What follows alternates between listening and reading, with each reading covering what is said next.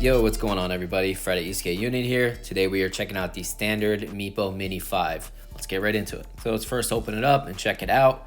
As you can see, it's pretty snug fit in there, which is very good. You don't want it moving around during transport. Like I've said in my video, it's a good thing when it's kind of tough to get out of the package. The deck is about 30 inches in length and about 11 inches in width. The board weighs 17.9 pounds. This is a hub drive board and each motor is 500 watts each. The front wheels are 90mm wheels, which are 78A durometer. They are utilizing a lycaon ESC. This is a 10S 2P battery configuration. 144 watt hours. A lot of mini boards have their ESC and their battery separate. The MEEPO looks like it's all together, but it's actually two separate pieces, so you can detach them if you want. Now this is only an IPX5 rating, but it seems like this gasket is pretty durable to me. But I always recommend to stay away from water at all costs. MEEPO's using their 5th generation shredder trucks. These are reverse kingpin trucks with 92A bushings. The kicktail seems to be minimum, but just enough. And underneath the board you have the cutouts so you don't get wheel bite on the rear and the front. The deck has a nice mellow concave to plant your feet. And MEEPO's famous directional orange arrow for you beginners. Okay, so let's put the board to the side. Let's see what else is in the box. Here you got your owner's manual, MEEPO's old school M5 remote, of course a T-tool with MEEPO's logo on it. The charger is a 1.5 amp charger.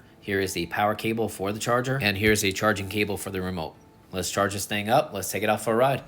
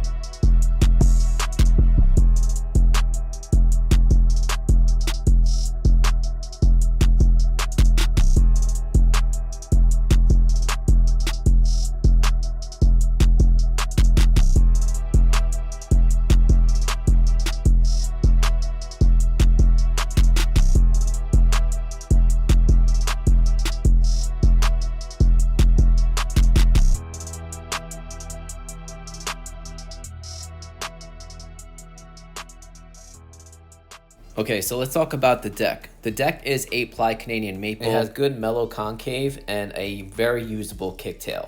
That kicktail is really what it's all about when it comes to a mini board. The max load is 330 pounds. You can see you have easy access to the bolts in case you want to remove the battery. Now, the concave, in my opinion, is really perfect for this size board. It really plants in my feet. But what it really sticks out is the kicktail. The kicktail is so usable for everyday riding. Let me show you some examples.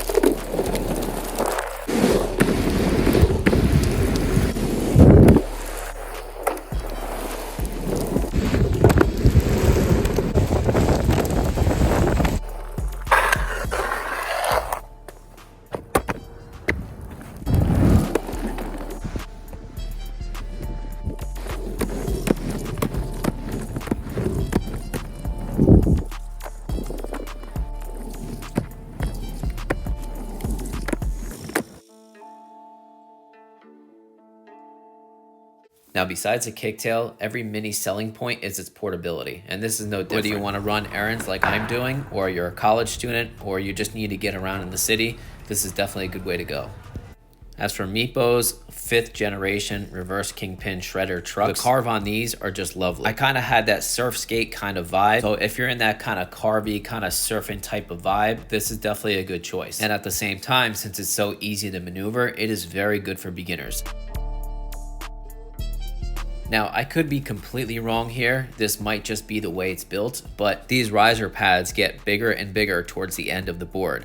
And at the end of the board, the kicktail starts to go up and it leaves a gap towards the tail end of the board. Now, I think that gives a lot more responsiveness to the board, but at the same time, it is a little less stable at higher speeds. Same thing up front. It starts getting thicker and thicker towards the end, so it leaves a little bit of a gap. So when you have a thicker riser pad like that, the truck has more maneuverability, and the responsiveness of the truck behavior is very, very sensitive because of the angles from the end points of the truck to the distance from the deck, which is created by that really thick riser pad. Now, normally I don't think that's an issue, but I think that gap is making the board a little bit unstable at higher speeds. Now, I'm doing this wobbling myself, but I'm just trying to show you how sensitive it is. Now, maybe changing a harder bushing might compensate for this, but I don't like that compromise. I think short boards shouldn't have hard bushings in there. Putting in a harder bushing on a cruiser board kind of takes away that cruisy type of vibe.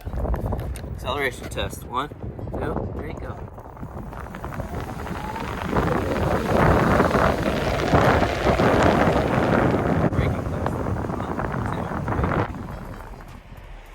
As for top speed, the website says up to 29 miles per hour, and I believe that, but I only did 23 miles per hour. It definitely had more in the tank, but I just feel like this isn't a high speed board and it's a little unstable at higher speeds. But perhaps I just need to practice on mini boards. I'm sure there are better riders out there with way more experience on mini boards than me. So keep in mind, stability is always subjective to each rider. As for range, I'm a 155-pound rider and it was 48 degrees Fahrenheit outside, and I got 8 miles of range in the cold weather. Now, please keep in mind, mini boards are made for portability and fun.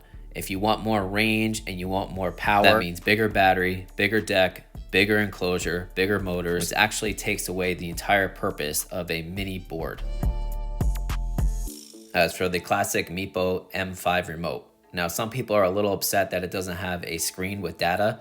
I get that, and I do agree they should have used one, but it still has a strong signal. I've never lost any of my connections with any of my MEEPO boards, so that's always a good thing. It still has 4 light indicators for a battery and another 4 light indicators for the speed level, so beginner riders know that they're in a lower mode and more advanced riders can go to a higher mode.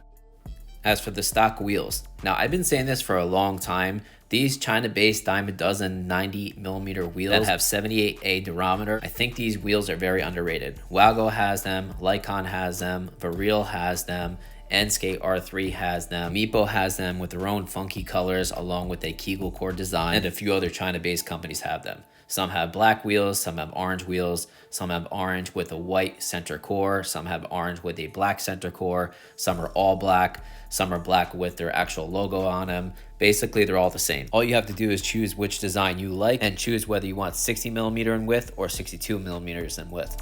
Now, what's kind of funny about the MEEPO wheel is they went for the same style as the 105 Mad wheels. They also have a Kegel core, which is kind of cool. A lot of these 90mm wheels are ABEC. Now, the rear sleeve is a 83A durometer and obviously a lot thinner than the front urethane wheels, which right away makes people think discomfort. I honestly couldn't feel the difference from the 83A durometer in the rear to the 78A durometer up front. Now, is the board super comfortable and you can't feel nothing on your feet? Of course not. It's electric skating. You're gonna feel stuff under your feet. Sidewalks, cracks, use a kicktail. It'll help you out with those bad cracks. And if you keep at it, you keep practicing, you stay persistent, you will become used to all those imperfections on the road and you will become a better rider. Because if you do this, you can maximize your experience. You can now ride on all the sidewalks. If there's a patch of grass in your daily commute, you can ride right over it. And if you wanna go for cloud wheel donuts, it'll eat away at your range. So this will maximize your range. Constructive criticism. Now, in my personal opinion, I think mini kicktail boards should be a lot slimmer than this. This is the N-Skate R3 Mini, just another budget-friendly board, and here is a MEEPO V5. Now, as you can see, it's a lot chunkier when it comes to the battery, and yet the battery is not that big. Now, the N-Skate R3 Mini does have a smaller battery pack. However, the range is about the same. I guess it's because they're using Samsung cells, and the motors are 100 watts less each. Now, at the same time, again, the performance is about the same with these boards. I guess what I'm trying to say is I think portability should be the #1 attribute when it comes to a mini kicktail board. Slim, sleek, easy to carry around. I think 7 to 10 miles of range is good. And I think 18 to 22 miles per hour on a mini kicktail board is a well-balanced setup for a mini kicktail board. Final thoughts. If you are looking for an affordable, all-around fun kicktail mini board, this is definitely a very good option. It carves very well whether you're a beginner, novice, or advanced rider, or you're just an average Joe looking for some kind of portable transportation to get back and forth to school or work. This is hub drive. You don't have to worry about any kind of maintenance. With the belt drive, there's a lot more stuff going on back there. You have belts that can snap due to debris getting caught inside the belt covers. Your motor mounts get scratched, your bash guards get scratched, and the worst part about it, in my opinion, all these bolts and all these screws that are holding everything together sooner or later come out because it is a street board. There's a lot of vibrations if you keep on riding and riding your board. With the hub drive, you don't have to worry about any of that. It's nice and sleek, everything's tucked away nice, no belts to snap on you, there's no motor mounts that are getting in the way, there's no belt cover, there's no metal bash guard, there's no metal motor mount. All this stuff is weighing down the board, and in my opinion, all of that takes away from its portability. The board is great for beginners, it has smooth acceleration, good braking, and again, it's not heavy. So a beginner rider would normally be intimidated or be turned off by a heavier, more powerful ride.